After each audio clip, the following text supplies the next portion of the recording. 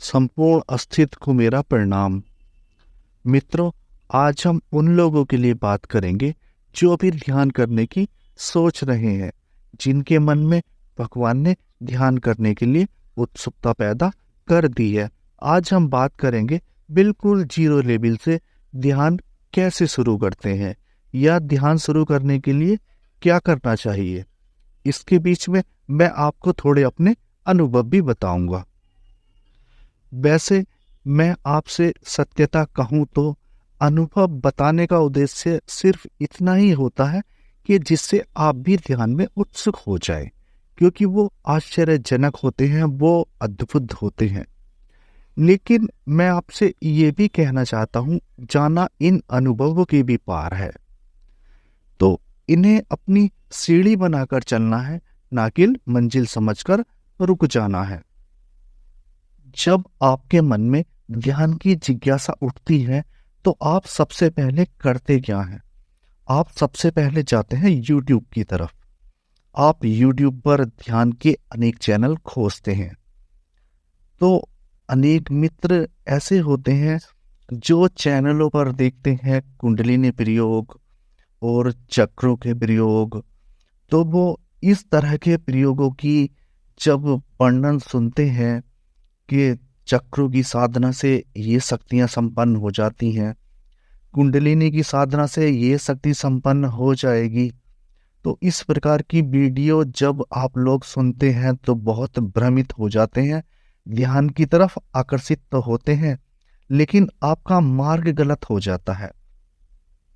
मित्रों, अभी तक मैं ना ही कुंडलिनी पर बोला हूं और चक्रों पर भी मैंने कुछ ही चक्रों पर वीडियो बनाई है कि ध्यान कैसे किया जाए, क्योंकि अभी मैं जरूरी नहीं समझ रहा हूं कुंडलिनी किसी भी साधारण व्यक्ति के लिए ऐसे ही करने वाली साधना नहीं है। तो आप जब जाएं सबसे पहले तो इस तरह की जो भ्रांत बातें आपसे कही जाती हैं, पहले उनसे बचें और आपको जीरो लेवल से ध्यान शुरू करना है।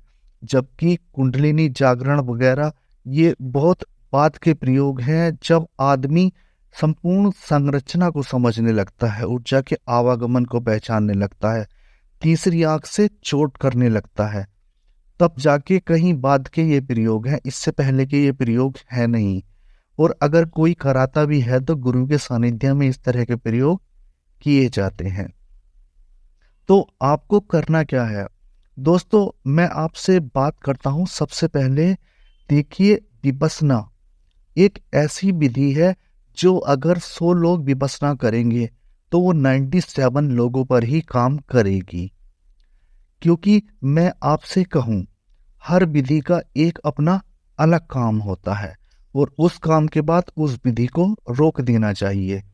मैं आपसे कहूं, मैंने भी जब ध्यान का अभ्यास शुरू में किया था तो मैं भी ऐसे ही चैनल टटोलता था, तो एक दो जगह मुझे गलत मोटिवेशन भी मिला, लेकिन बचपन से मेरी प्रवृत्ति ये रही है, अगर किसी भी काम को करो तो उसके अंत तक ही ले जाकर उसे करो। तो मैं भी देखता रहा, सुनता रहा, समझ कुछ नहीं आ रहा था क्या करूं, क्योंकि कहीं से भी ऐसा मोटिवेशन नहीं मिल पा रहा था कि मैं ध्यान में आगे बढ़ जाऊं। जबकि मेरी इच्छा या लालसा ऐसी नहीं थी। मैं ना ही शुरू से चक्रों में उत्सुक था, ना ही मैं कुंडलिनी के प्रयोग में उत्सुक था, बस मैं ध्यान में उत्सुक था। तो मैं आपसे कहूं, मैंने सबसे पहले विधि का चुनाव किया विपश्यना का। आपसे भी यही कहता हूं, आप भी विपश्यना की विधि का चुनाव कीजिए। मैंने भी चैनल पर 6-7 तरह से विपश्यना के प्रयोग डाल रखे हैं कि जिस प्रकार से आपको विपश्यना ठीक लगे उस प्रकार से आप विपश्यना प्रयोग कीजिए, वो वाली विधि आप चुन लीजिए। मित्रों, मैं आपसे बताऊं, जब मैंने विपश्यना शुरू की तो विपश्यना में क्या होता है, श्वास की लय को पकड़ना ही काफी मुश्किल काम है। इसमें भी काफी अभ्यास की जरूरत पड़ती है। लेकिन जो मन में ठान के जा रहा है कि अब तो मुझे ध्यान करना ही है, छोड़ना नहीं है, तो उसके लिए कोई मुश्किल नहीं है, वो जल्दी ही श्वास की लय को पकड़ लेता है। विपश्यना करने से मुझे क्या लाभ हुआ? विपश्यना करने से देखिए, एक तो मुझे सर्वप्रथम उस चकाचौंध कर देने वाले प्रकाश का अनुभव हुआ, बिल्कुल विपश्यना के 10-15 दिन के अंदर ही। और 1.5 महीने के अंदर विपश्यना करते हुए मुझे जो है योग निद्रा लगी, वो मुझे 3 दिन तक कंटिन्यू लगी। जब मैं विपश्यना की विधि करने बैठता था तो आप ऐसा समझिए, जब मुझे आधा घंटा समथिंग हो जाता था, 30 से 35 मिनट के बीच, तो उसके बाद मुझे योग निद्रा लग जाती थी। और वो एक बार जब मुझे पहले दिन वो वाली योग निद्रा आई तो इतना आनंद आया मित्रों। आनंद तो ध्यान में आता ही है, वो तो एक अलग बात है, जब आप ध्यान करते हैं तो आनंद आता ही है। लेकिन उस योग निद्रा का जो मुझे आनंद आया, फिर मैंने अगले दिन भी, क्योंकि ऐसा नहीं है मैं ध्यान बहुत समय करता था, एक दिन में कम से कम मैं 3-4 घंटे ध्यान करता था, समय निकालता था अपने काम से भी, रात में सुबह इस तरह से ध्यान करता था। तो 3 दिन तक जब मुझे योग निद्रा लगी, मुझे बड़ा आनंद आया। तो इसी प्रकार से मैं विपश्यना करता चला गया। श्वास की लय पर मेरी पकड़ बहुत मजबूत होती चली गई। धीरे धीरे जितने मस्तिष्क के तंतु थे सारे सक्रिय होने लगे, समझ आने लगी, शरीर की समझ भी बढ़ने लगी कि शरीर कब अलग हो जाता है। क्योंकि विपश्यना में जब झटके लगते हैं ना, जैसे आप कहते हैं ऊर्जा वाले झटके, कहीं अवरोध होता है तो इस तरह के झटके, क्योंकि विपश्यना जब करते हैं तो ऐसे अवरोधों को खोल देती है, तो शरीर में झटके भी लगते हैं। तो इसकी सारी समझ जो है वो मेरे भीतर आने लगी और विपश्यना मुझे इसी प्रकार से अनेक अद्भुत और आश्चर्यजनक अनुभव देने लगी। लेकिन उसके बाद जब मुझे 1 साल विपश्यना करते हुए हो गया तो मैं पूरी तरह समझ गया कि अब मुझे विपश्यना की जरूरत नहीं है। फिर उसके बाद मेरे अंतर चैतन्य से मुझे प्रेरणा हुई कि अब तुझे आगे क्या करना है, अब तुझे आगे किस विधि के साथ जाना है। तो फिर मैंने उस विधि को पकड़ा। उस विधि को पकड़ने के बाद फिर मेरे भीतर साक्षी भाव की झलकियां आने लगी। फिर मैं सारा सार समझने लगा, विचारों को देखने लगा, विचार भी मेरी समझ में आने लगे और शरीर में ऊर्जा का उपक्रम भी समझ में आने लगा, भाव का उठता गिरता वेग भी समझ में आने लगा। कहने का सार ये है, शरीर के आंतरिक होने वाली घटनाएं और बाहर की घटने वाली घटनाओं का सबका सार मुझे समझ में आने लगा। लेकिन ध्यान की पहली अवस्था में होता यह है कि हम थोड़ा बाहर के संसार से कट जाते हैं, क्योंकि जब भीतर आनंद मिलता है ना, तो ये आनंद बाहर तो है नहीं जो कोई हमें दे सके, तो ये आनंद तो अलग है। अब जब इस आनंद में हम आने लगते हैं तो थोड़े समय के लिए हम बाहर के संसार से कटने लगते हैं। तो मेरा अनुभव बताने का आपको मकसद सिर्फ इतना ही है। आप विपश्यना विधि से कोई चुनाव कर लीजिए, कोई भी विपश्यना की विधि आप पहले पढ़िए, आप विधियां क्या है श्वास की, फिर उन्हें चैनलों पर देखिए, उनका करने का तरीका समझिए। आप मेरे चैनल पर भी देख सकते हैं। तो इस प्रकार से जब आपकी समझ में आएगी, अब 6-7 तरह से विपश्यना देखेंगे कि श्वास इस तरह से चलानी है या श्वास को इस तरह से देखना है, तो आप उसके बाद उसे समझेंगे, फिर आप करेंगे। 1 हफ्ते में कुछ ना कुछ विपश्यना परिणाम दे ही देती है, वो आपके लिए एक अगला मार्ग खोल देती है। तो मेरा उद्देश्य आपको बताने का सिर्फ यही है कि अगर आप में सच में उत्सुकता है ध्यान की, तो आप विपश्यना को पकड़ लीजिए। जब आपका समय आएगा तो आपके अंतर चैतन्य से खुद ही आवाज आएगी कि अब विपश्यना को छोड़ देना चाहिए, अब इसकी कोई जरूरत नहीं है, इस विधि का काम पूरा हो गया है। तो मैं आप सब लोगों को विपश्यना ही चुनने के लिए इसीलिए कह रहा हूं। अब थोड़ी सी बात करते हैं समय की। देखिए, समय नया साधक ज्यादा देर बैठ तो पाता नहीं है, क्योंकि अभ्यास नहीं है, कमर में दर्द होने लगता है, पैर सुन्न होने लगता है। तो आपको करना क्या है, आप जितनी भी देर सहजता से बैठ सकते हो, 5 मिनट 10 मिनट बैठ जाइए, बैठ के श्वास की विधि कीजिए। उसके बाद आपको फ्री टाइम मिलता है, आपका मन बैठने का नहीं है तो लेट कर लीजिए। आप कहीं बाहर एकांत में चले गए हैं, आपके आसपास कोई भी हो या ना हो, इस बात का कोई फर्क नहीं पड़ता है। अगर आप शांत बैठे हैं तो वहां भी अपनी श्वास को देख सकते हैं। श्वास के देखने की प्रगाढ़ता ये आपके अभ्यास से आएगी, क्योंकि एकदम से आप श्वास की लयबद्धता नहीं पकड़ पाएंगे। तो उसमें आप समय की चिंता ना करें। जितनी भी देर आप अभ्यास कर सकते हैं उतनी देर करें। पर मेरे कहने का उद्देश्य सिर्फ इतना है कि अभ्यास आप दिन में कई बार करें। जितना भी हो सकता है आप श्वास की माला को देखते रहें, क्योंकि ध्यान आपके अभ्यास का समय खुद ही बढ़ा लेगा। और मैं कहता हूं आपसे कि फिर 24 घंटे भी ध्यान चलता है, कोई समस्या नहीं है। वो बहुत बाद की स्थिति है। जब आप पूरी तरह घुस जाएंगे, समा जाएंगे, ध्यान उतरेगा, आप समझेंगे सब कुछ, तो फिर आप पूरे दिन ही ध्यान में रहेंगे। आप साक्षी भाव में रहेंगे। आपकी वाणी दिखाई देगी, आप बोल रहे हैं। आप चलते हैं, आपको दिखाई देगा आप चल रहे हैं। कहने का सार इतना है, ये बातें शब्दों में समझाना बहुत ही मुश्किल है, क्योंकि आंतरिक अनुभूतियां हैं। तो इसमें आप समय की चिंता ना करें। आपसे 10 मिनट बैठा जाता है, 10 मिनट बैठिए।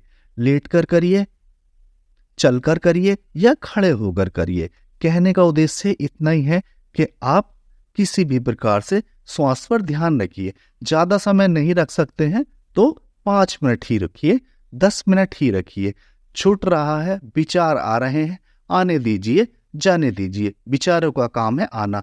अगर मनुष्य स्वभाव में विचार नहीं होंगे तो फिर मानव जीवन संपन्न ही नहीं हो सकता है। क्योंकि देखिए, जीवन चलाने के लिए विचारों की जरूरत है और जीवन में आगे बढ़ने के लिए भी विचारों की जरूरत है। तो विचारों को अपना दुश्मन ना मानकर बस अपनी विधि पर फोकस रखना है। जो मित्र दुकानदार हैं या बैठने के काम करते हैं, तो मित्र जो है अगर विधि भी नहीं कर रहे हैं तो वो किसी भी आसन को साधने का प्रयोग करें।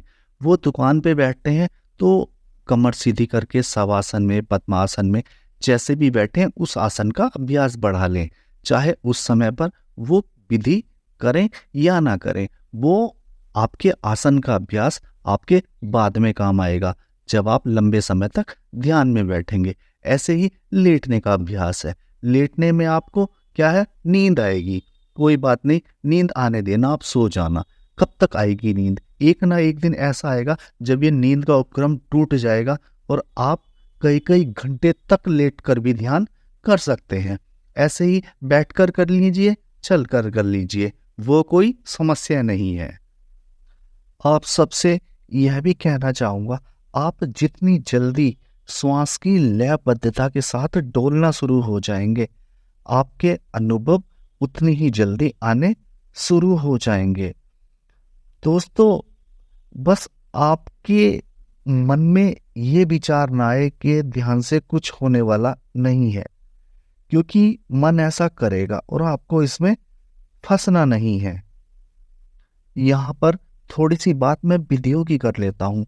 दोस्तों, विपस्सना मैंने आपके लिए इसलिए सुझाव दिया है क्योंकि मेरे हिसाब से विपस्सना बेस्ट है। बाकी अनेक विधियां हैं, विज्ञान भैरव तंत्र में आप पढ़ सकते हैं।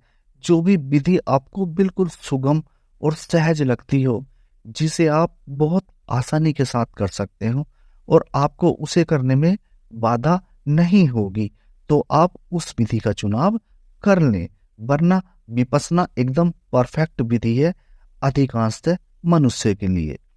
और क्योंकि श्वास से संबंधित है, श्वास से शरीर चलता है, श्वास से प्राण ऊर्जा भीतर जाती है और फिर बाहर जाती है। क्योंकि ये भीतर जाती है तो जीवन आता है और बाहर जाती है तो मृत्यु का बोध आता है।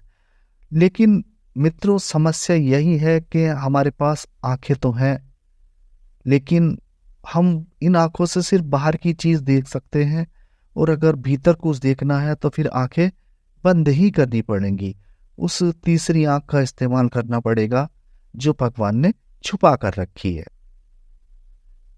पहले लेवल पर आपके साथ एक समस्या और आ सकती है, आपके सिर में दर्द होने की।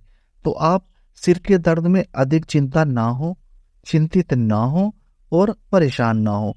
क्योंकि देखिए, मैंने अभी आपसे कहा था तीसरी आंख, तो जब हम ध्यान करते हैं ना तो इसी पर ज्यादा जोर पड़ता है आंखें बंद करने के बाद, तो जिसके कारण से हमारे माथे पर खिंचाव भी हो जाता है और हमारे सिर में दर्द भी हो जाता है।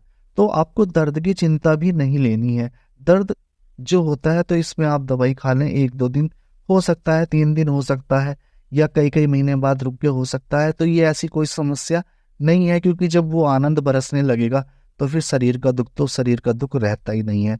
और साक्षी भाव की झलकियाँ जब आती हैं तो फिर तो बिल्कुल ही शरीर का दुख ऐसा हो जाता है नगण्य जैसा, जैसे है तो पर मुझ में नहीं है। इस तरह के भाव में व्यक्ति जीता है और अपने साक्षी भाव से सब कुछ देखता रहता है। जब आप नया नया ध्यान शुरू करेंगे तो आपके सामने एक स्थिति और आएगी।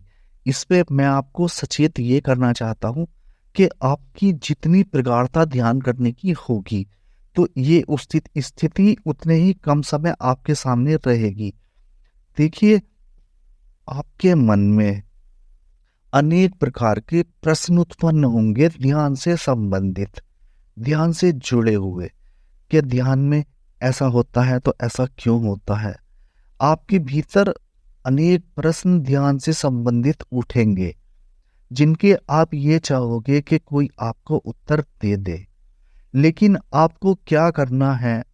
अगर आपको जीतना है और आपको जीत हासिल करनी है, आपको ध्यान की गहराई में जाना है और आप चाहते हैं आप पर ध्यान उतर जाए, तो आप उन प्रश्नों को साइड में रख देना और ध्यान करते चले जाना। कुछ भी प्रश्न क्यों ना उठता हो, कोई शक्तियों का प्रश्न उठता हो, मोक्ष का प्रश्न उठता हो, किसी भी प्रकार की कोई भी लालसा का प्रश्न उठता हो, तो उस प्रश्न को आपको साइड में रख देना है और अपने अंतर मन में यह विश्वास करके कि इन प्रश्नों के उत्तर मैं स्वयं ही पाऊंगा, तब आप देखना कि आपकी कितनी तीव्र रफ्तार से गति होगी और जो आपके मन के प्रश्न हैं वो सारे स्वतः ही हल हो जाएंगे। उनके उत्तर आपको ही स्वतः ही मिल जाएंगे। आपके अंतर चैतन्य से उन प्रश्नों के उत्तर आपके सामने उपस्थित होंगे। आपसे उन प्रश्नों को पूछने की जरूरत ही नहीं है। ये बात आपसे मैं इसलिए कह रहा हूं क्योंकि जब मैंने भी ध्यान का अभ्यास शुरू किया था तो मेरे मन में भी एक दो प्रश्न इस तरह के थे, लेकिन बचपन से थोड़ा जिद्दी स्वभाव का होने की वजह से, क्योंकि मन में धारणा यही है बचपन से कि जिस काम को करो उसकी अंतिम परिणति तक ही पहुंचाकर उसे छोड़ो। तो मेरे साथ भी ऐसा हुआ था। जब मैं ध्यान शुरू किया था तो मैंने भी एक दो मित्र से प्रश्न पूछे, लेकिन उत्तर नहीं मिला संतोषजनक, बात समझ में नहीं आई। फिर मैंने मन में अपने धारणा बनाई, कोई प्रश्न किसी से पूछना ही नहीं है। अब प्रश्न भी मेरे ही होंगे और उत्तर भी मेरे ही होंगे। और उस दिन से लेकर आज तक इतने सालों के ध्यान के अभ्यास में, इतने सालों के ध्यान में अब तो प्रश्न बचे ही नहीं है, अब तो प्रश्न ही समाप्त हो गए हैं। जो सार है वो सब समझ में आ ही गया है कि क्या होना है, कैसे होना है, कैसे हम हैं, ध्यान में क्या क्या होता है, ध्यान में मन की स्थिति कैसे बदलती है, ध्यान में भाव की स्थिति कैसे बदलती है। तो सारे उत्तर आपको स्वयं ही मिल जाएंगे। आपका कोई अगर गलत मोटिवेशन करता भी है, आपको कोई गलत उत्तर देता भी है और आप किसी से कोई प्रश्न पूछ भी रहे हैं, तो आपको ये सोच लेना है ठीक है इसने उत्तर दे दिया, लेकिन ये मेरा उत्तर नहीं है। मैं उस उत्तर को तब मानूंगा जब वो उत्तर मेरे भीतर से आएगा। बस आपने ऐसा सोच लिया तो समझो आपका बेड़ा पार हो गया। और सने सने आपके ध्यान के अभ्यास के कारण जैसे जैसे आपका अभ्यास बढ़ेगा, आपके जितने भी प्रश्न हैं सारे स्वतः ही गिरते चले जाएंगे, सब समाप्त हो जाएंगे। और भगवान की इच्छा आपके ऊपर हुई, भगवान की कृपा आपके ऊपर हुई तो आपको भी ध्यान उतरेगा। अगर मानिए ध्यान ना भी उतरा तो मैं एक अपने अनुभव से बात आज आपसे कहना चाहता हूं। आप ध्यान साधना करते हुए अगर एक क्षण को भी जाग गए, फिर से दोहरा देता हूं, एक क्षण को भी जाग गए तो निश्चित मानिए आपकी साधना दोबारा जरूर शुरू होगी। उसे दुनिया की कोई भी ताकत नहीं रोक सकती है। साधना का बीज आपके हृदय से कोई नहीं मिटा सकता है। मित्रों, मेरा मकसद है आपको एक सही प्रकार से मोटिवेशन देना, आपको ठीक प्रकार से गाइड करना। मैं जो अपनी वीडियो में बोलता हूँ, ये आज से कोई 500 साल बाद भी सुनेगा तो यथावत इसका वही मतलब रहेगा। ये वीडियो बेकार होने वाली नहीं है, क्योंकि 100 साल बाद भी ध्यान के इसी चरणों से गुजरना है, ध्यान के इन्हीं चरणों से गुजरना है। और ध्यान, जो बातें मैंने वीडियो में बोली हैं वो काम ही आएंगी लोगों के, वो बेकार नहीं जाएंगी। उन बातों को बोलने का सिर्फ मकसद इतना है कि देखिए, आप उन्हें अभी समझ नहीं सकते हैं, लेकिन उनसे कुछ तो प्रेरणा ले सकते हैं। जब आप समझने योग्य हो जाएंगे तो ऐसा नहीं है कि आप नहीं समझेंगे। देखिए, एक मैं छोटे से उदाहरण के साथ आपको समझाऊं। आपने एक बार एक किताब पढ़ी, पहली बार आपने किताब पढ़ी, पहले कुछ उत्तर और आया, आपकी समझ कुछ और बनी। आप उसी किताब को फिर दोबारा पढ़िए, तो अब की बार जो है आपकी समझ कुछ और बनेगी और उसका सार कुछ और समझ में आएगा। फिर आप तीसरी बार फिर उसी किताब को पढ़िए, तो फिर तीसरी बार पढ़ने के बाद उसका सार कुछ और समझ में आएगा। तो मैं जो ये कह रहा हूं आपसे, इसलिए कह रहा हूं, जैसे जैसे आपका ध्यान का अभ्यास बढ़ेगा, सब कुछ आपकी समझ में आएगा। सारे वेद आपकी समझ में आएंगे, सारे पुराण आपकी समझ में आएंगे, गीता आपकी समझ में आएगा। कहने का मतलब ये है, जो कुछ भी है वो आपकी समझ में बहुत अच्छे प्रकार से आएगा। पहली बार सुनने में शायद इतना ना आए, लेकिन बाद में जरूर आएगा। आज की चर्चा को मैं यहीं समाप्त करता हूँ। संपूर्ण अस्तित्व को मेरा प्रणाम।